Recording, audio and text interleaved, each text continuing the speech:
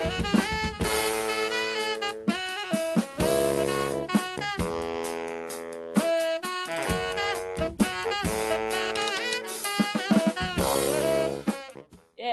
That was awesome. A little bit of music to get started. Hello, everybody. Welcome to tonight's networking night. My name is Alessandra Montanez, and I will be your moderator for tonight's little panel that we have here. So a little bit about me. I'm a sophomore majoring in business administration. I'm also a TA here for honors. And we have a panel of a few recent YSU alumni here to talk to you about their experiences. If one of you guys want to share a little about yourself to introduce. Briggs, you go first. Okay. Hi, everyone. So I'm Jacob Schreiner Briggs, also known as Briggs. I'm a 2017 grad at YSU, and when I was there, I studied philosophy and political science, took a year off, and then I went to law school. And so now I'm living in Brooklyn, although currently with family in Pennsylvania. But yeah, living in Brooklyn, working as a lawyer. And yeah, I'm just excited to like talk with you and answer any questions you have. Bump Matt. What? Yeah, Bump Maddie. Hi, everyone. My name is Madeline Grimes. I also finished in 2017. I started in 2014 and then finished that December. And I studied, what did I study? Marketing management, and then I got a certificate in nonprofit leadership. And I also made a degree program for arts administration. If we have any musicians in the room, I'd love for you to throw it in the chat. And I currently am wrapping up my MBA at NYU Stern, and I work remotely. I'm a tech product manager, and my job is based in New York, but I'm living in New Jersey. So I'm really happy to be here. I nominate Megan. Hello, I'm Megan Evans. I also graduated in 2017. I got my degree in English and sociology. And then I went straight to grad school, and I'm still in grad school. I'm at Penn State getting my PhD in sociology and demography. So if there are any questions about thinking about grad school and how that process works, I'm happy to answer them. You have to popcorn someone. I'll popcorn to Andy. Hello, everyone. My name is Andy Morgan. I, like the others, also graduated in 2017.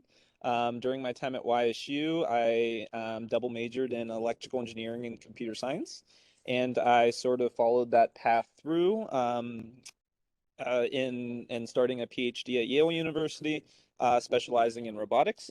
I am in my 5th year here, have about another year left, and yeah, if you have any questions pertaining to STEM, computer science, engineering, things like that, be happy to chat with you about them. And last but not least is Mr. Tyler Pabst. Thanks, Andy. So yeah, that's Doctor now. Dr. Tyler Pabst. Dr. My apologies. Yeah. Dr. So Tyler Pabst. can you guys hear me? I'm Tyler. I like the others graduated in 2017, and at YSU I majored in chemistry. And after finishing at YSU, I went to Princeton, where I started a PhD program in chemistry, which I finished 2 weeks ago, as the others just said. So yeah, like the others said, questions in STEM, questions in grad school, or particularly natural sciences, can direct those at me.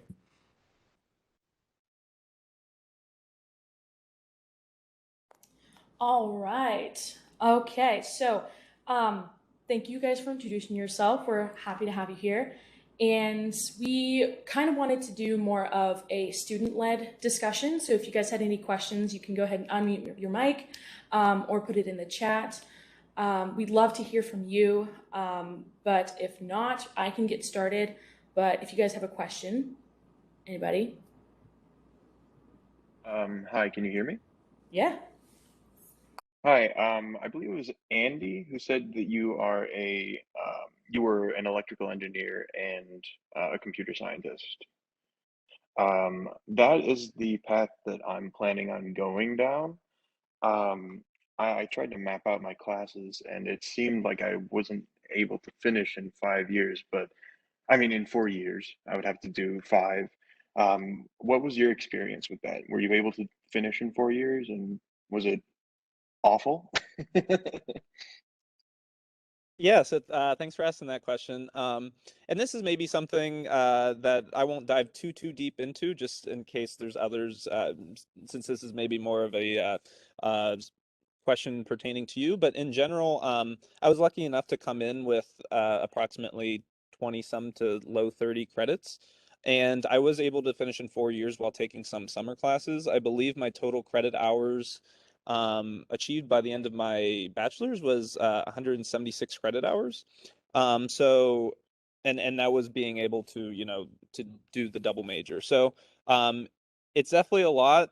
You'll be taking 18 to 20 hours a semester, if you wanted to complete in 4 years. But maybe this could be something that you and I could talk about offline, just because it is more specific to you. But I would say it's definitely possible, but it is quite a bit of work, yeah. Sure, sure. And I totally understand about the talking offline about it 100%. Thank Yeah, you. so maybe you and I could actually just get in the chat right now, and while others are asking questions, you and I could talk about that as well. Yeah, sure. Awesome. Thank you for asking the questions. I really appreciate it. We got some other couple of questions in the chat. We have from Kylie, I believe. What was the process of applying to law school like?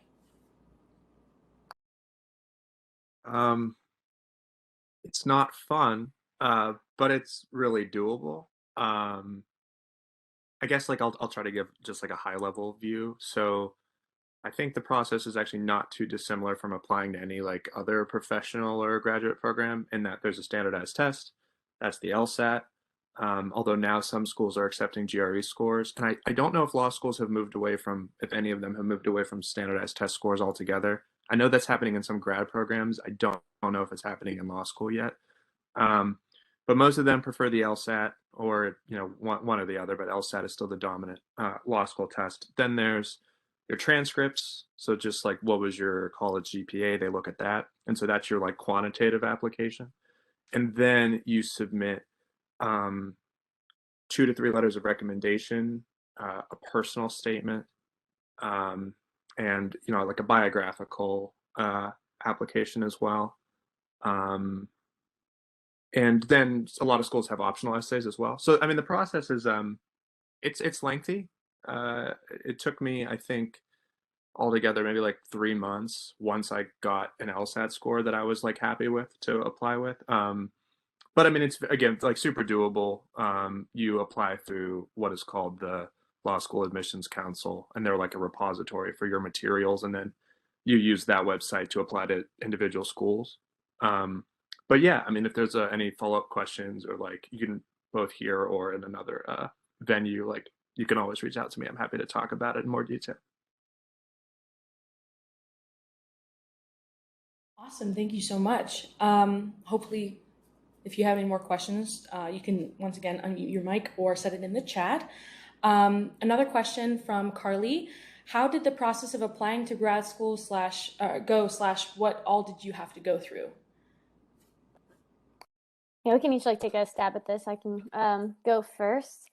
So yeah, typical to kind of like what Briggs was already saying. There's the GREs involved in a lot of the applications to grad school, but some schools I know have moved away from that during the pandemic. So you have to do the GRE, and then also personal statements are a big part of that. And writing your personal statements is something that is probably like one of the most important parts of applying to grad school. They weigh pretty heavily. When they're evaluating you with these personal statements, they really want to know like how you see yourself fitting in that specific like department. And so like with the professors there, like who would you want to work with, or what research skills, what's like your own research trajectory that you might take. And so it's really important to do a lot of research on the grad school itself and the people you might work with. And even related to that, just like a tip, what I did and what people like Ashley Orr told me before, and I think a lot of us did this, you should reach out to the faculty you might want to work with, like even before sending in your application. I actually did 2 informal visits to grad schools before like even being accepted, and I think that was really helpful to kind of like help differentiate yourself from like these hundreds of applications that they're flipping through. It helps put like a face to the name and helps them, you know, see that you're an actual person, with, you know, especially like the soft skills too, besides just, you know, what's in that research statement, so, or personal statement. So that's, I guess, my little take. If Tyler wants to go next. Yeah, like, so Megan, as Megan said, I had a similar experience. GRE, general GRE, and then for certain programs and certain subjects, you have to take a subject test as well. So I also took the chemistry GRE. I think grad programs are phasing those out a little bit. And even at the time that I applied, like the GRE was mandatory for almost everywhere, and then the subject GRE was dependent on the program. So yeah, that was the major thing. In addition to personal statements, which agreeing with Megan, like definitely you want to establish that you've done your homework on the individual program that you're applying to. Um, and another value of reaching out to faculty while you're applying is that a lot of these programs have application fees, and sometimes they're like $30 and sometimes they're like $100. In a lot of cases, all you have to do to get a fee waived is to ask for it. Um, so that's a handy thing that nobody tells you that you should really know. Um, but yeah, I think my experience was the two standardized tests, personal statement, and then certain programs had like smaller additional writing things to do. But that's what I had to do. I'll add Andy, a comment. I'm so sorry. I'll add a comment about applying to business school, which, if any of you have explored that already, you might notice that the requirements range quite a bit between different schools. I believe YSU can waive, someone can correct me if I'm wrong, the GMAT entirely, or sometimes GREs are also accepted if you had a certain GPA in undergrad and also went to YSU. But in my experience, I was applying for a part-time program because I knew I wanted to keep working and take classes. Stern has options to take them either on the weekends or on the evenings, and I decided weekday evenings were best for me. And you'll notice that as you look through different business schools, there may be an additional element that is different from some of the practices that Tyler and Megan had described, such as I had to complete a personal statement as well as submitting my professional resume. I had only been working for 2 years at the time, 2 years full-time after undergrad, and included a lot of my projects and experiences and jobs that I had at YSU, as well as, I forget what it really was, maybe not a mosaic, but really a testament to emotional intelligence, because that's something that Stern really values. So it's really interesting to see how those values range and what those requirements are for the applicants, and how they can range between part-time and full-time students. And like I said, I did opt to take the GMAT, but oftentimes the GRE is also accepted. So we sort of covered, you know, the checkbox things that you need. You need a personal statement, you need some standardized tests and things like that. But to go a little bit further on this, I think what really helps you stand out when applying to these different programs, you know, aside from, you know, great test scores and a great personal statement and a great background and all these things, is you know, graduate school is getting more and more competitive, and having some sort of experience that is able to sort of, you know, highlight your background is getting more and more important. So in general, having some sort of research experience while you're an undergrad, trying to reach out to other faculty at YSU and saying, you know, I'm interested in maybe going to graduate school. I'm interested in these different types of topics. Is there maybe something I could do either for a senior thesis, or even, you know, as you're a freshman, sophomore, and you kind of just want to get your feet wet in the field a little bit more? You know, there's Quest, so a form of undergraduate research that you could present your work at, and you could sort of work on these research projects throughout your time during undergraduate studies as well. And then as you start to do, interviews for graduate school and you start applying, it's really a good bullet point to have on your CV, or hopefully several bullet points on your CV saying, I worked on these different projects and this is why they may be relevant to, what I want to do in graduate school. And those little tokens really help you stand out in your application process. So I'd like to add that as well. I just want to kind of jump off related to that. In addition to the personal statement, several schools, and depending on the program, also require like writing samples. And so, like if you have worked on like a research project and like written a research paper for like a class, or even your honors thesis, like that's a great example of a writing sample that actually shows that like you have some of that background that is relevant to the program you're applying to. And kind of another point I just want to make as well, like given that I'm currently in grad school with, a lot of different people. It's actually pretty common for people to not go into grad school straight from undergrad. A lot of people kind of go out and they either work or get private experience, or like they, take a few years off to kind of like figure out what they want to do. I know a few people who like went and taught English in other countries for like a year or two, just kind of like taking that time off to figure out what was their next step. And I just want to like, let you all know that that's like very common. And it's, a very good thing also, because it kind of gives you more life experience. So don't be afraid, or don't necessarily always feel rushed that like, oh, I have to know what I want to do. And I have to, figure out what my next life step is, during your senior year. You can take your time, and like, this is kind of the time to do it. Like your 20s is when you should be having as much fun as possible.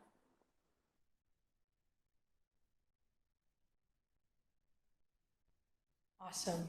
Great. So we got a couple other questions. So we have Nicolina asked, hi, Madeline, you mentioned that you work remotely. I think I may be interested in working through that format, so I would be interested in hearing about your experience and the pros and cons of doing something like that. Hi, thanks for the question, Nicolina. I have actually always at least had the option to work remotely.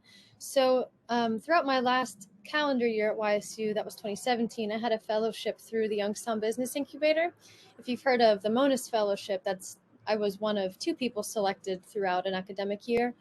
And through that, you get to work with startups that are currently active at the YBI. And although I worked with several, the last one that I worked with sequentially, that I was eventually hired full-time on for, I worked with them for 3.5 years.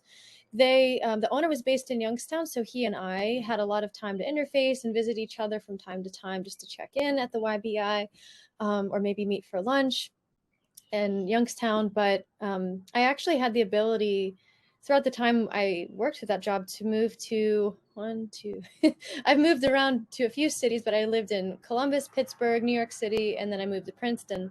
And then I finally moved on to another position. So through that experience, I have loved the flexibility that comes with working remotely. And honestly, well, I work in the advertising technology sector, and more broadly in technology. And it's almost it's a non-negotiable for me when I'm looking for my next position. I want to at least have a hybrid option. And especially with my current job, the headquarters is at the World Trade Center, and it's so cool to go in and see my colleagues and see some amazing views. So there is definitely value in having the option to go in person.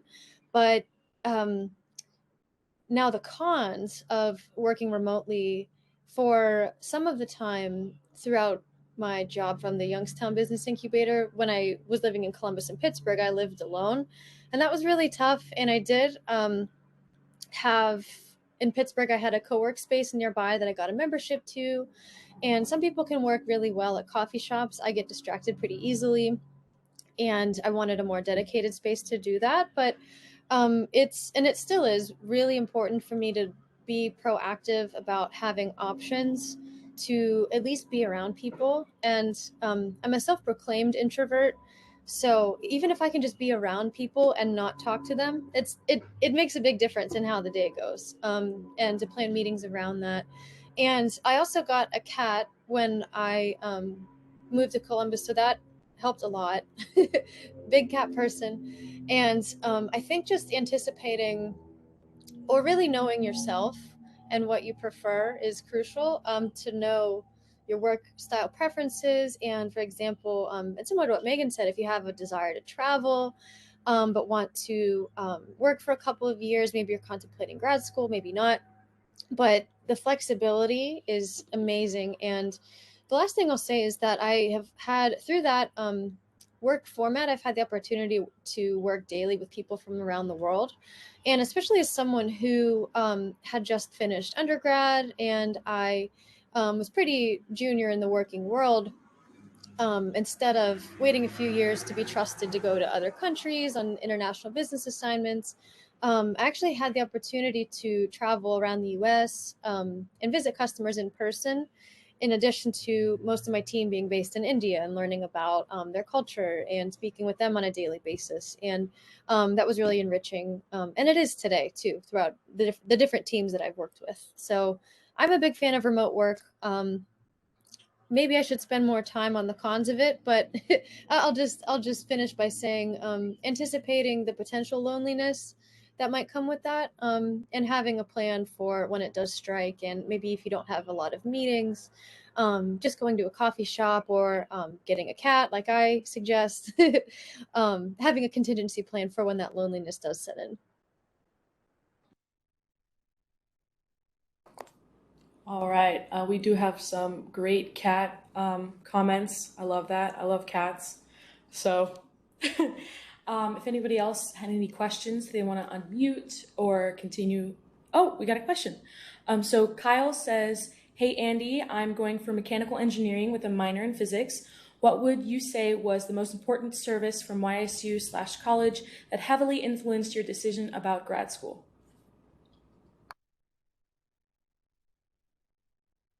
In terms of influences my decision about grad school, maybe Kyle can clarify a bit, like as to what I studied, or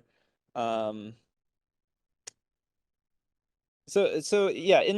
I'll kind of just I'll answer it as if I'll just assume. So I spoke a little bit about doing research as an undergraduate.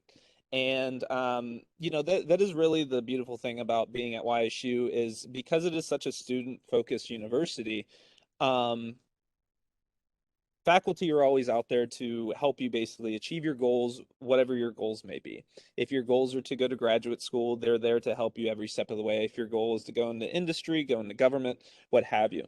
And I think being at YSU, all students should definitely be taking advantage of this. Find a professor that you want to serve as your mentor, and basically, walk through your progression of what you want to do later on, post graduation, and really get their feedback. And a lot of times they'll have, great comments as to, what you need to be doing, whether it's through internships, externships, co-ops, research, what have you. And I think one of the things that really influenced me to go to graduate school is I was always very interested in sort of the software side of things, which was the computer science, and then also the electrical hardware side of things, which is more the electrical engineering. And I was always interested in how you could, how those two kind of work together. So that is kind of what led me down the road of robotics, which I guess technically I'm in mechanical engineering now. So sort of a culmination of all three of those studies: mechanical engineering, electrical engineering, computer science. And a lot of my decision to go to graduate school and pursue this was not only those interests, but also the mentorship that I had at YSU. I had some great mentors in the computer science department that allowed me to do research with them during my time. I was also able to do an REU. For those of you that don't know what an REU is, it's funded by the National Science Foundation, and it stands for a Research Experience for Undergraduates. And applications open to them usually in the early spring. And essentially what you do is you apply to go to another university for the summer to do research. There's lots of opportunities out there all across the United States. The one I participated in was at Auburn University. I was working on UAVs or drones. And it was really sort of that experience that sort of solidified my interest in saying, hey, I like this sort of work, and I'm interested in it. I would like to pursue, advanced studies. Ended up, deciding to go for a PhD. So these sort of opportunities, really help highlight and they really, they shine a light on whether or not you're actually interested in that. And then if you are, having that sort of mentor that could help you, achieve those goals later on post-graduation. So. I just want to jump off of Andy real quick before we go into the next question, because I think like what Andy's saying is really important for like no matter what type of grad school you're considering of applying. Getting that experience, that research experience, which is really very possible at YSU because our faculty at YSU, like they don't have grad students, to do their research for them. So they really would look for undergrads to help them and to mentor you. Getting that experience is really important for you to know whether or not you like research. Being in grad school now for 5 years, it's the students who drop out of grad school. It's not because they like couldn't handle it or they couldn't do the work. It's because they realize, oh, I don't like this. Like, I don't like research. I don't want this to be my career. So getting that experience is really helpful just to even know if like this is something that you'd want to pursue next.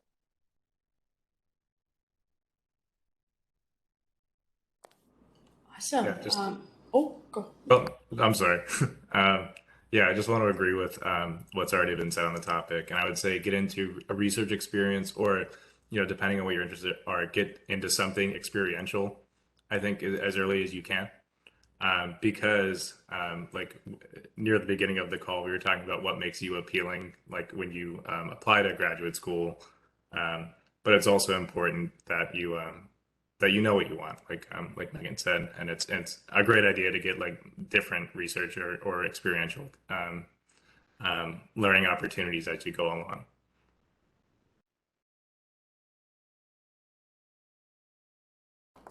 Okay. Anyone else had another question? If not, if you want to just put it in the chat, I also have some questions ready for you guys. And if you want to do the popcorn thing, that's also fine. So the general question is, what was your experience at YSU and within the Honors College?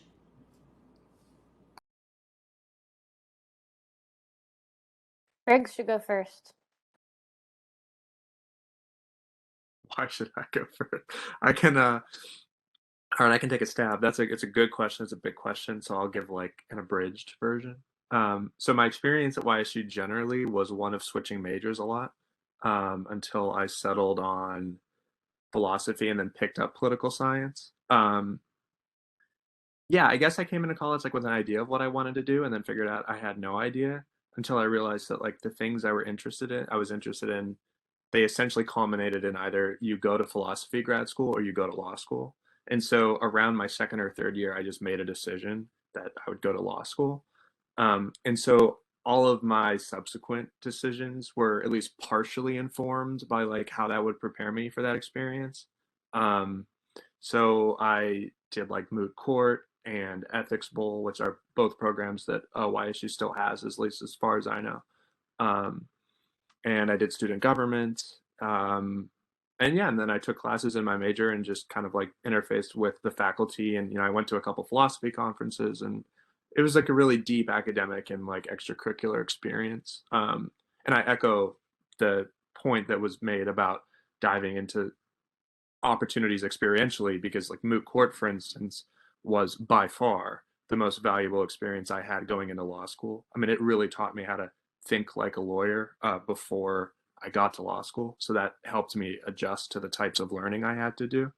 And then within honors, I mean, the way like honors at a very high level, I think helped me specifically was that it was, and like this event is actually a perfect example of what it did for me. It was a great hub of information, institutional information, to kind of figure out the things I might want to do and the opportunities I might want to pursue.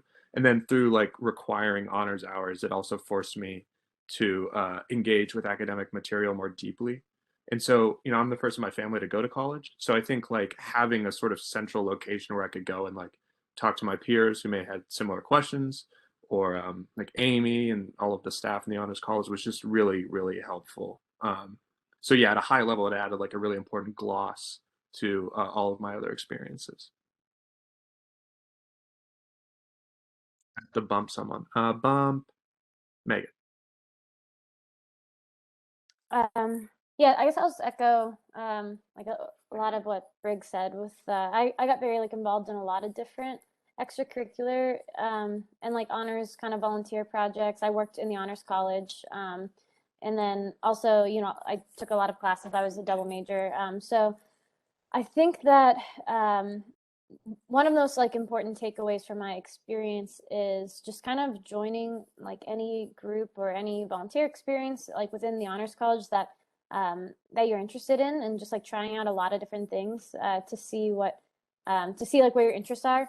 And then yeah, having like the honors college for kind of getting to learn like, well, what are the tips and tricks of applying to grad school, for example, like we've already been talking about, like things that like no one from my family would be able to tell me, right? So things that like it would be good to that background knowledge, like knowing that like, oh, it's like really good to like reach out to grad students and faculty member at the institutions you're applying for. So kind of all of that kind of hidden cultural capital that the honors college can give you.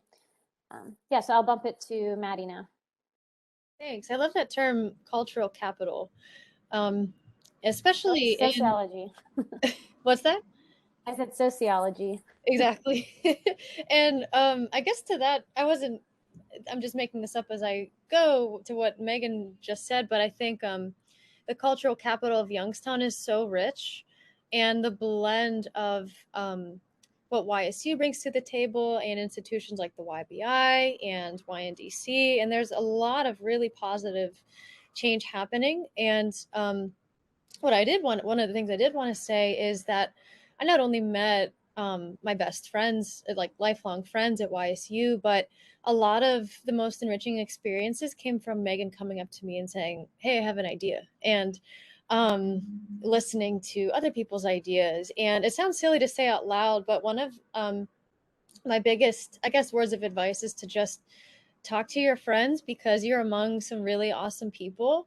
And Megan, for example, initiated poverty awareness in Youngstown.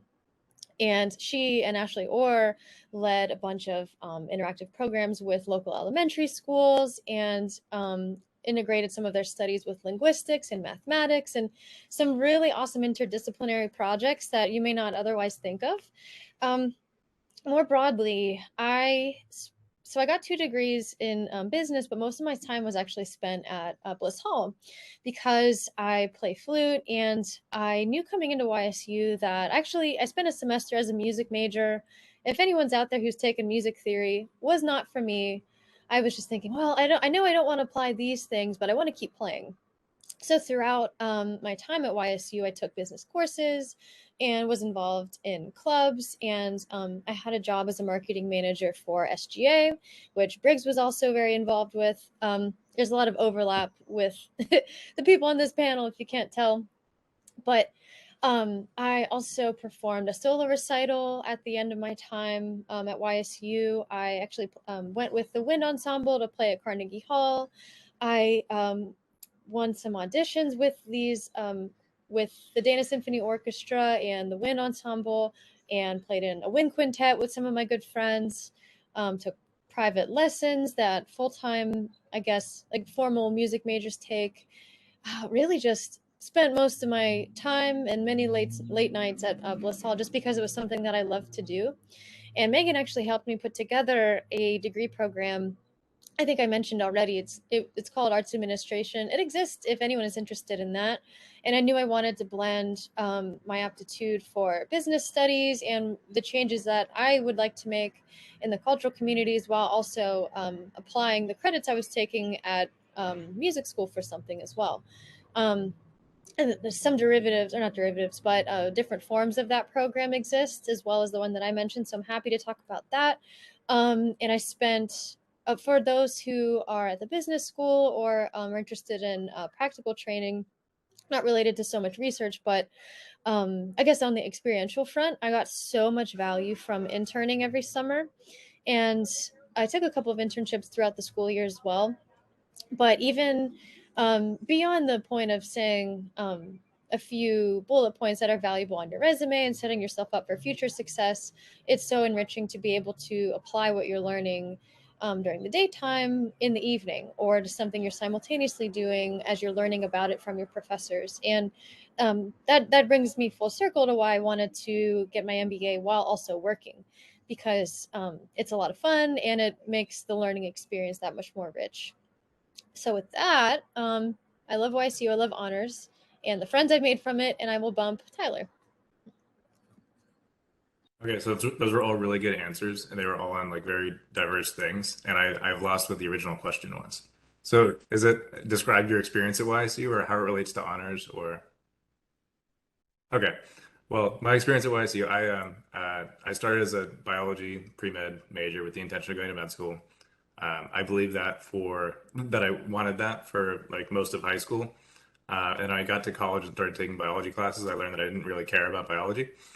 Um, and then also on the topic of this, so that was, a problem. But on the topic of this, like cultural capital, which we should trademark by the end of this call, uh, unless it already has been.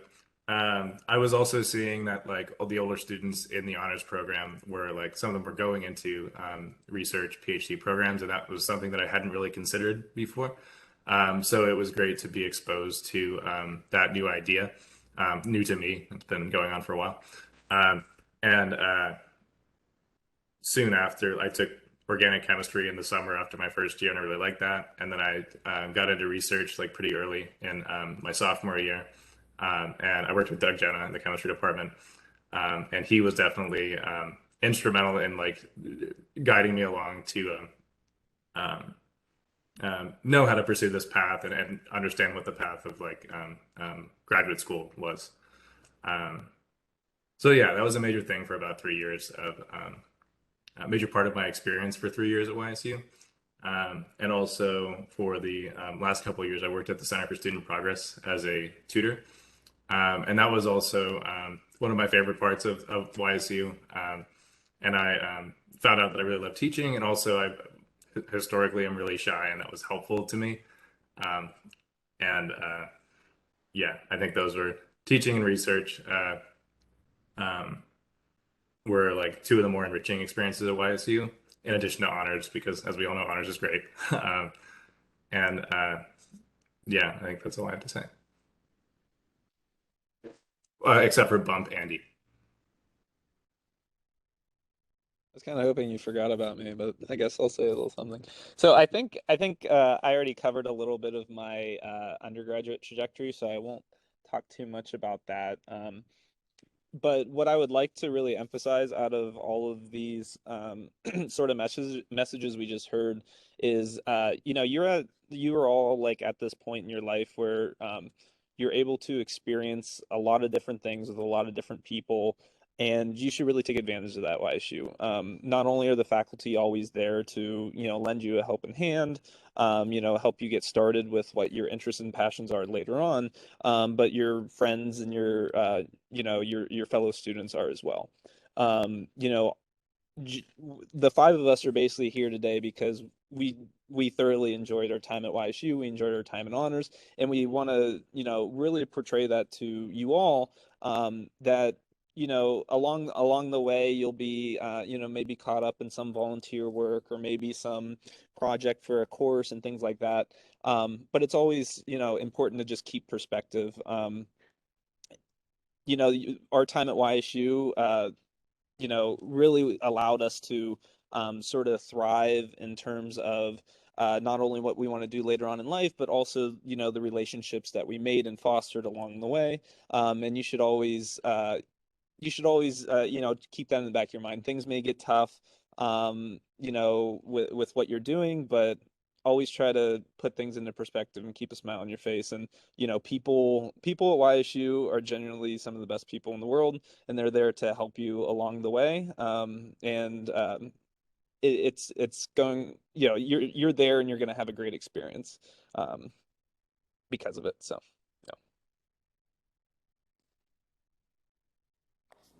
All right. What wonderful experiences to hear about. If anybody else had a question, I'll give a pause just in case. Hey, Allie, I have a question. All right, go ahead. And sorry, guys, I'm actually just pulling into my parking lot. I've been listening to you guys on my drive home, so it's nice to hear everybody, see everybody. But Andy, you were just talking a little bit about all the relationships that you build. And I think that's something that stands out to me about the five of you. Having gone to school with all of you is really just seeing how close-knit your friend group was. And you're all, of course, very successful individually. But I have to think like some of that success has come from you all supporting each other too, because I very vividly remember that about your undergrad experience. So Tyler, you mentioned you're a little bit shy. I know I have some introverts on this call, and I know we talk a lot about relationship building and honors, but I don't think it's always so easy to detail out how to build relationships. Like, oh yeah, you need relationships, but how do you build that? So can you talk a little bit or give some advice to our students about how to get the kind of support system, the peer support that you all built at YSU to, these students who are going through honors now?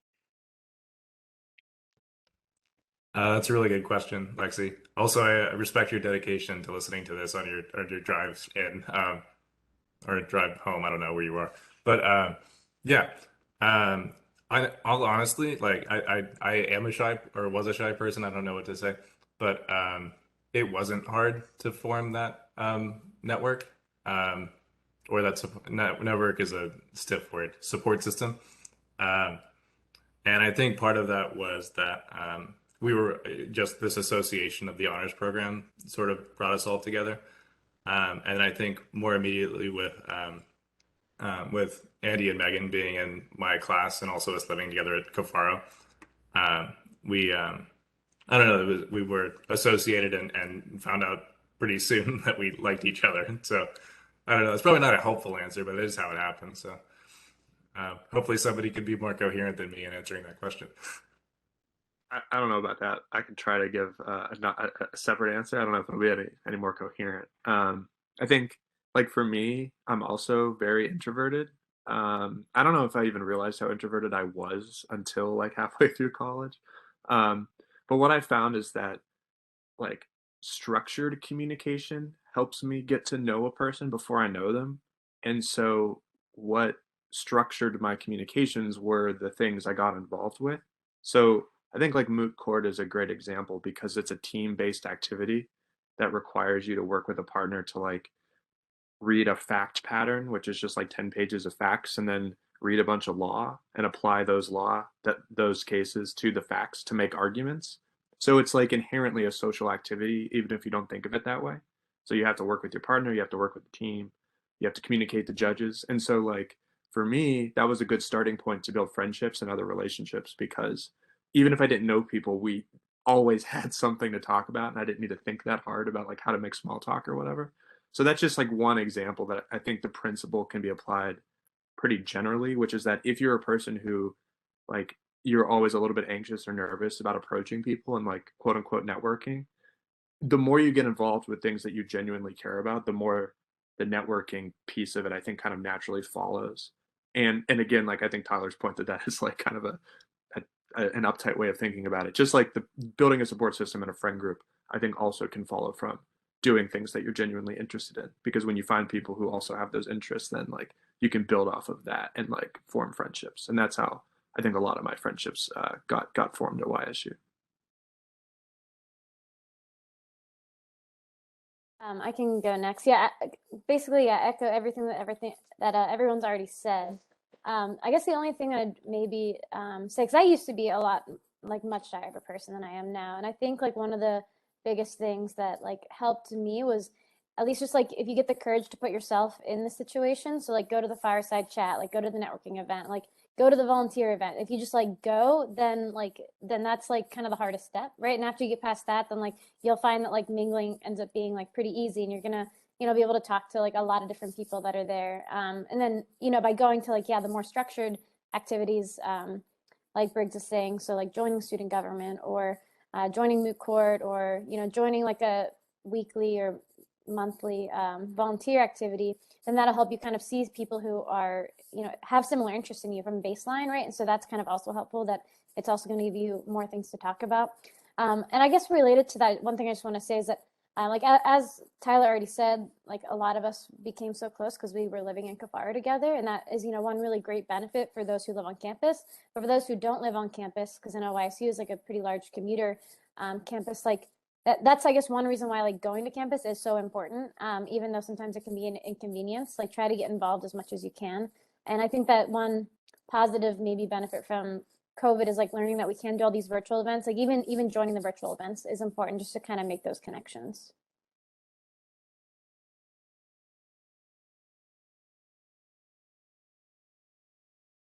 I don't know if anyone else want to put any input on that. I don't have any more value to add. Everyone's already said what I'm thinking.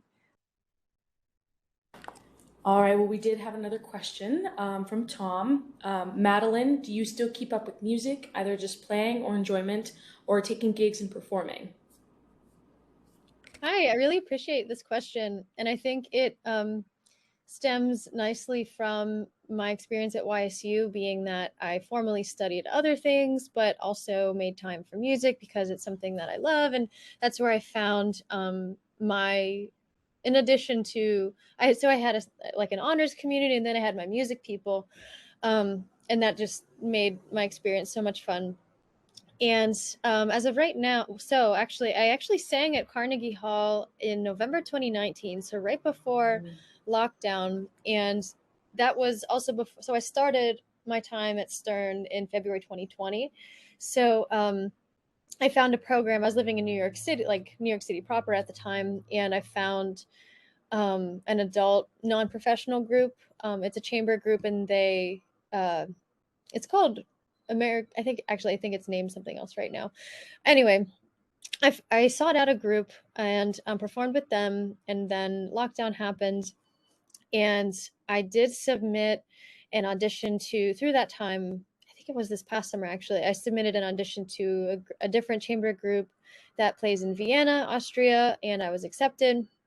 So definitely since school has begun, I have had a much harder time playing for fun. I've taught myself piano, and that's more than anything a stress relieving outlet right now. And I'll finish my program in 5 weeks. Super excited about that. And I have this list in my head of all the things that I'll be able to do with my time.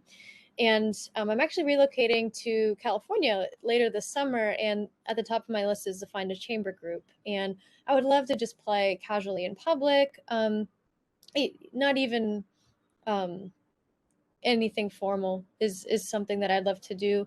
And practicing, I miss that because it's a very disciplined way of thinking, and it's very similar to sports for those who are not musicians. Just getting in that flow state is a really nice headspace to be in, and I'm looking forward to having that again very soon. All right, that's great to hear because I haven't played my flute since in high school and I miss it.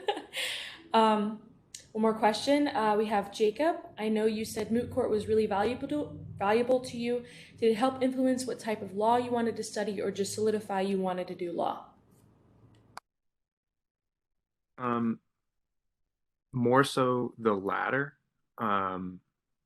Although I will caution that moot court is like a simulation of oral argument, like arguing before the Supreme Court or a court of appeals, or even like a district court, like a local court. But that's something that like even practice lawyers don't get to do a whole lot. Like most of the practice of law is more like solitary, like reading, writing, drafting. So moot court solidified the decision to, I think, want to go to law school based on not a totally incorrect but incomplete understanding of what it meant to be a lawyer.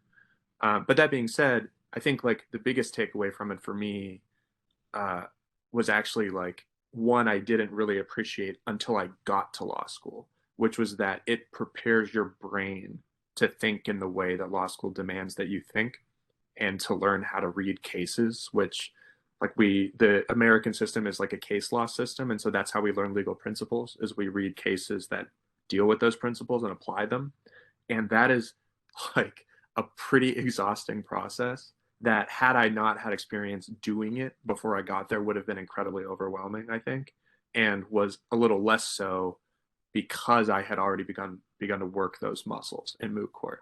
In terms of the type of law, so I practice media law. I work with journalists, both in like accessing information so that they can report, And also when journalists get sued, the group I work with, we defend them.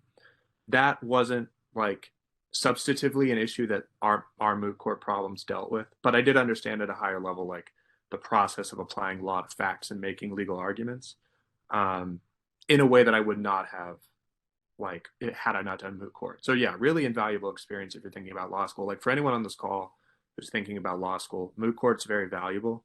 And I'm happy to talk about the details of any of this stuff with any of you if you want to reach out to me separately.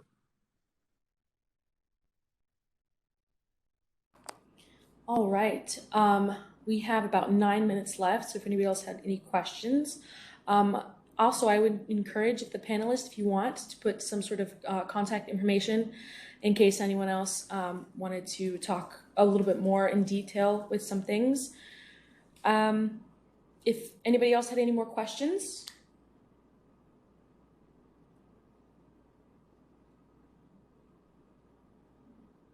I have a question for Molly. Will our LinkedIn and other information be distributed to the students after?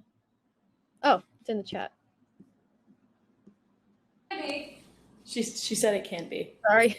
Okay, that's great. Just want to make sure that we're available. I will say I don't check LinkedIn, but if you email me, I will email you. So Lightning speed. Megan, you've always been the queen of email. yes, I send lots of emails. And you send lots of emails too. So if I you know. from Megan, she will literally write you a whole book on how to be a grad student or anything else that you might be interested in. So just be prepared for that. Like set aside a half an hour to reply. Right? We can also, set up a private Zoom if for anyone who does have questions about law school, so you don't have to read a book. Are any of us on TikTok? I feel like no. Okay.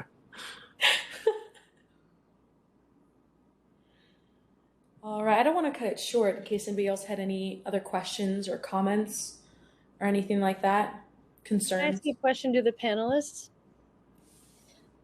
What is your main takeaway, or what is your primary word of advice if you were an undergraduate student right now? What would you wish you would have known, or someone had told you? I'll go first. Oh, go ahead, Megan. No, go ahead. Okay, I'm gonna go first because I have to drop out in 2 minutes because I have to go to another event. I think my word of advice for undergraduates at this time is just try to experience everything you can.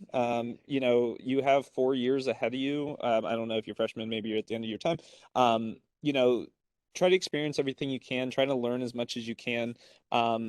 You should be able to shine a little bit of light on what you don't want to do as much as what you do want to do, later on in life for the rest of your career, what have you. So whenever someone asks you to maybe participate in a volunteer event or maybe go to that fireside chat or that social, try to take them up on it, experience everything you can during that time. You're only in college for a short 4 years, and you should experience everything you can during that time and try to, even with all the stresses, try your best to find ways to enjoy every step along the way. So I just want to basically say, like, don't stress about things. Like, don't feel like you have to have your life figured out. Change your major as many times as you want. Take 5 years, take 6. I don't know, like enjoy the process. Once you are, finally in a job, then you work this, 9 to 5 life. Just enjoy everything before you have to do that.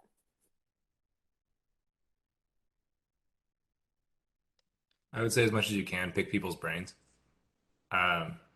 And this could be, using the cultural capital of the honors program, or even just reaching out to people that you don't know that are in the I don't know, the program or the job that you're interested in. Just most random people are actually pretty nice about that kind of thing.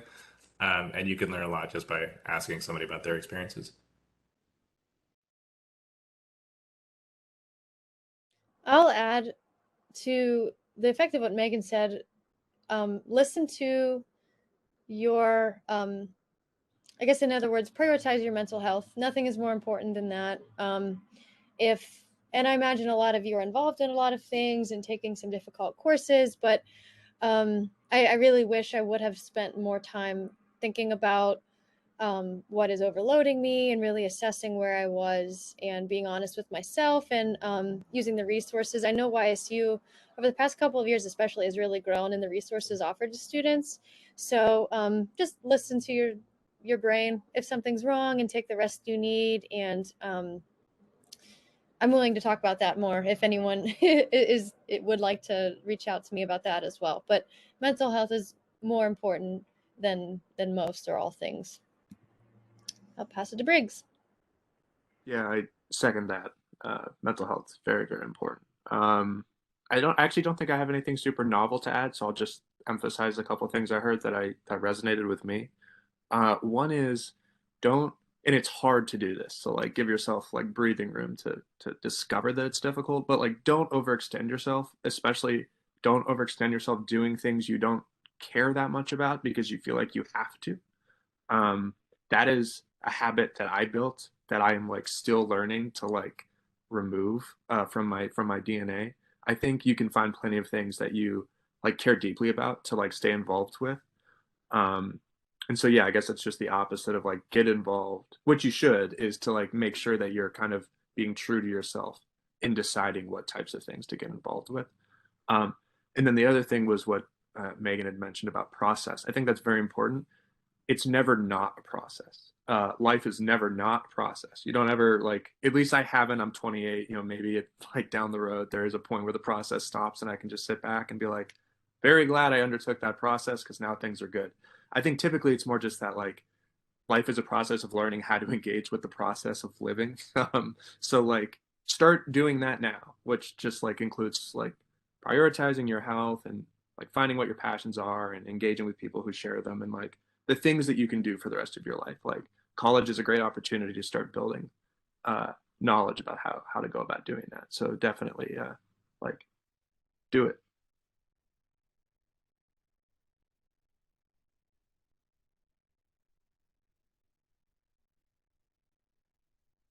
All right. We are at the last 2 minutes. So any last minute questions real quick? If not, I sincerely appreciate you all for coming tonight and sharing your experience with us. I know I learned a lot, and it's been great hearing from recent alums, about grads and, law school and just all the different things that you can do. And just like in the future, it's been definitely a great experience for me, and I'm sure for everyone involved. So thank you guys for having us. It's been fun. Yeah, thank you for organizing it and moderating it. Yeah, great job moderating. Thank you. Thank you. Good job.